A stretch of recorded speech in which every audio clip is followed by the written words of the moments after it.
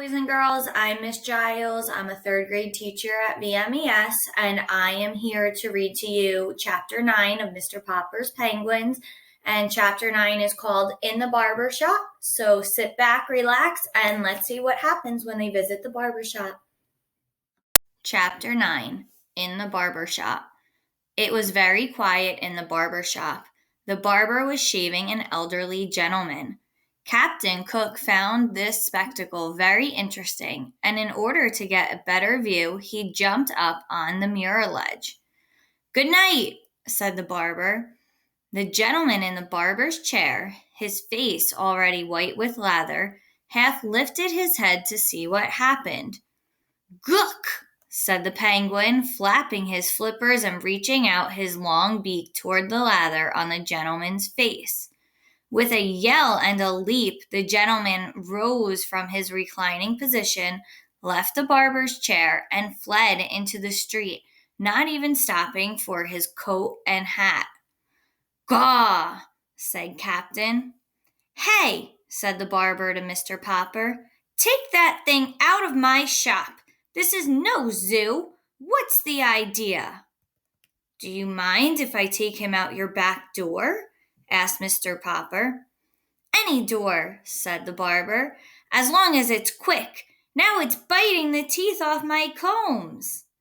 Mr. Popper took Captain Cook in his arms, and amid cries of "Quirk," "Gawk," and "Ork," made his way out of the shop and its back room and out a door into an alley. Captain Cook now discovered his first back stairway. Mr. Popper discovered that when a penguin has found steps going up somewhere, it is absolutely impossible to keep him from climbing them. "All right," said Mr. Popper, panting up the steps behind Captain Cook. "I suppose being a bird and one that can't fly, you have to go up in the air somehow. So you like to climb stairs. Well, it's a good thing this building only has 3 stories. Come on, let's see what you can do." Slowly but unwearyingly, Captain Cook lifted one pink foot after another from one step to the next, followed by Mr. Popper at the other end of the clothesline. At last they came to the top landing. "Now what?" inquired Mr. Popper of Captain Cook. Finding there were no more steps to climb, Captain Cook turned around and surveyed the steps that now went down. Then he raised his flippers and leaned forward.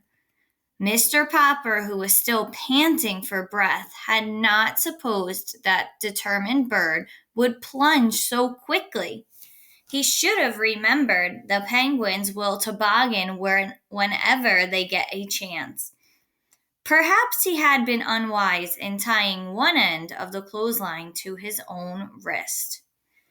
At any rate, this time Mr. Popper found himself suddenly sliding on his own white-clad stomach down 3 flights of steps. This delighted the penguin, who was enjoying his own slide just ahead of Mr. Popper. When they reached the bottom, Captain Cook was so eager to go up again that Mr. Popper had to call a taxi to distract him.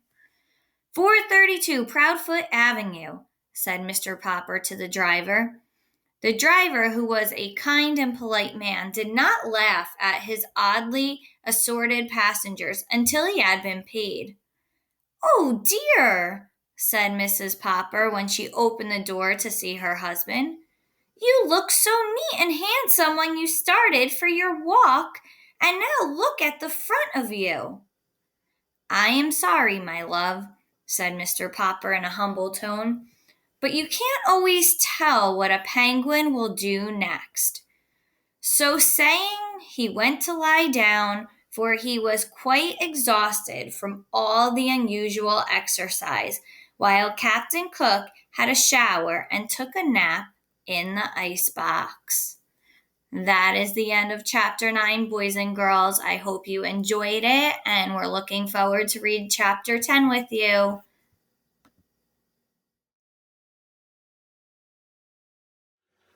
Hi, everybody. My name's Nurse G. I'm one of the school nurses at Betts Memorial Elementary, and I'm going to read Chapter 10 from Mr. Popper's Penguins to you guys today. Hope you guys enjoy it. Chapter 10, Shadows. Next day, the picture of Mr. Popper and Captain Cook appeared in the Stillwater Morning Chronicle, with a paragraph about the house painter who had received a penguin by air express from Admiral Drake in the faraway Antarctic. Then the Associated Press picked up the story, and a week later, the photograph in rotogravure could be seen in the Sunday edition of the most important newspapers in all of the large cities in the country. Naturally, the Poppers all felt very proud and happy. Captain Cook was not happy, however. He had suddenly ceased his gay, exploring little walks about the house and would sit most of the day sulking in the refrigerator. Mrs. Popper had removed all the stranger objects, leaving only the marbles and checkers, so that Captain Cook now had a nice, orderly little rookery. "He won't play with us any more," said Bill. "I tried to get some of my marbles from him, and he tried to bite me." "Naughty Captain Cook," said Janey. "Better leave him alone, children," said Mrs. Popper. "He feels mopey, I guess." But it was soon clear that it was something worse than mopiness that ailed Captain Cook. All day he would sit with his little white circled eyes staring out sadly from the refrigerator. His coat had lost its lovely glossy look. His round little stomach grew flatter every day. He would turn away now when Mrs. Popper would offer him some canned shrimps. One evening she took his temperature. It was 104 degrees. "Well, Papa," she said, "I think you had better call the veterinary doctor. I'm afraid Captain Cook is really ill." But when the veterinary came, he only shook his head. He was a very good animal doctor, and though he had never taken care of a penguin before, he knew enough about birds to see that at a glance that this one was seriously ill. "I will leave you some pills. Give him one every hour. Then you can try feeding him on sherbet and wrapping him in ice packs. But I cannot give you any encouragement because I'm afraid it's a hopeless case. This kind of bird was never made for this climate, you know. I can see that you have taken good care of him, but an Antarctic penguin can't thrive in still water." That night, the Popper sat up all night, taking turns changing the ice packs. It was no use. In the morning, Mrs. Popper took Captain Cook's temperature again. It had gone up to 105. Everyone was very sympathetic. The reporter on the Morning Chronicle stopped in to inquire about the penguin. The neighbors brought in all sorts of broths and jellies to try to tempt the little fellow. Even Mrs. Callahan, who had never had a high opinion of Captain Cook, made a lovely frozen custard for him. Nothing did any good. Captain Cook was too far gone. He slept all day now in a heavy stupor, and everyone was saying that the end was not far away. All the Poppers had grown terribly fond of the funny, solemn little chap, and Mr. Popper's heart was frozen with terror. It seemed to him that his life would be very empty if Captain Cook went away. Surely someone would know what to do for a sick penguin. He wished that there was some way of asking advice of Al Drake, away down at the South Pole, but there was not time. In his despair, Mr. Popper had an idea. A letter had brought him his pet. He sat down and wrote another letter. It was addressed to Dr. Smith, the curator of the great aquarium in Mammoth City, the largest in the world. Surely, if anyone anywhere had any idea what could cure a dying penguin, this man would. 2 days later, there was an answer from the curator. "Unfortunately," he wrote, "it's not easy to cure a sick penguin. Perhaps you do not know that we have to, in our aquarium at Mammoth City, a penguin from the Antarctic. It is failing rapidly, in spite of everything we have done for it. I have wondered lately whether it is not suffering from loneliness. Perhaps that's what ails your Captain Cook. I am therefore shipping you under separate cover our penguin. You may keep her. There is just a chance that the birds may get on better together." And that is how Greta came to live at 432. This is Miss Ferrero, fourth grade teacher at Vets Elementary, reading Chapter 11 of Mr. Popper's Penguins. Greta. So Captain Cook did not die after all. There were 2 penguins in the refrigerator, one standing and one sitting on the nest under the ice cubes. "They're as like as 2 peas," said Mrs. Popper. "As 2 penguins, you mean," answered Mr. Popper. "Yes, but which is which?" At this moment the standing penguin jumped out of the ice box, reached inside, and took one of the checkers from under the sitting penguin, whose eyes were closed in sleep, and laid it at Mr. Popper's feet. "See, Mama, he's thanking me," said Mr. Popper, patting the penguin. "At the South Pole, that's the way a penguin shows its friendship, only it uses a stone instead of a checker. This one must be Captain Cook, and he's trying to show that he's grateful to us for getting him and Greta and saving his life." "Yes, but how are we going to tell them apart? It's very confusing."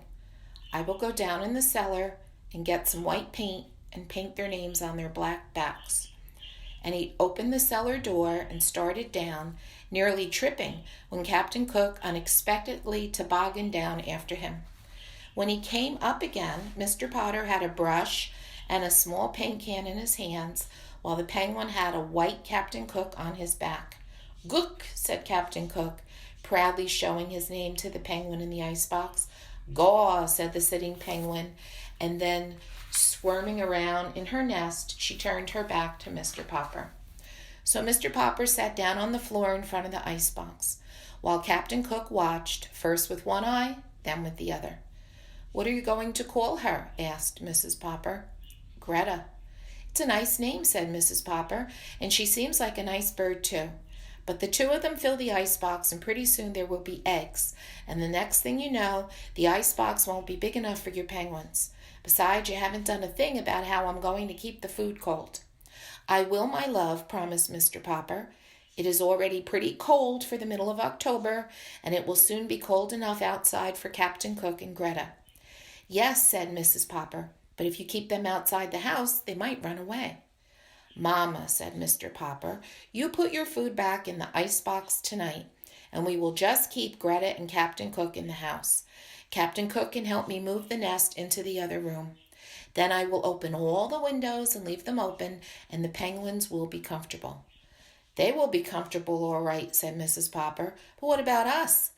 "We can wear our winter overcoats and hats in the house," said Mr. Popper, as he got up to go around and open all the windows. "It certainly is colder," said Mrs. Popper, sneezing. The next few days were even colder, but the Poppers soon got used to sitting around in their overcoats. Greta and Captain Cook always occupied the chairs nearest the open windows. One night, quite early in November, there was a blizzard, and when the Poppers got up in the morning, there were large drifts of snow all over the house. Mrs. Popper wanted to get her broom and have Mr. Popper bring his snow shovel to clear away the drifts, but the penguins were having so much fun in the snow that Mr. Popper insisted it should be left where it was. In fact, he even went so far as to bring an old garden hose up from the basement and sprinkle all the floors that night until the water was an inch deep. By the next morning, all the Popper floors were covered with smooth ice, with snowdrifts around the edges near the open windows. Both Greta and Captain Cook were tremendously pleased with all that ice. They would go up on the snowdrift at one end of the living room and run down, one behind the other, onto the ice until they were running too fast to keep their balance. Then they would flop on their stomachs and toboggan across the slippery ice. This amused Bill and Janie so much that they tried it too on the stomachs of their overcoats. This in turn pleased the penguins greatly. Then Mr. Popper moved all the furniture in the living room to one side so that the penguins and the children would have plenty of room for real sliding. It was a little hard at first to move the furniture because the feet of the chairs had frozen into the ice. Toward afternoon, the weather got warmer and the ice began to melt. "Now, Papa," said Mrs. Popper, "you must really do something. We can't go on like this." "But Captain Cook and Greta are both fat and sleek, and the children have never been so rosy." "It may be very healthy," said Mrs. Popper, as she mopped up the flood, "but it's very untidy." "I will do something about it tomorrow," said Mr. Popper.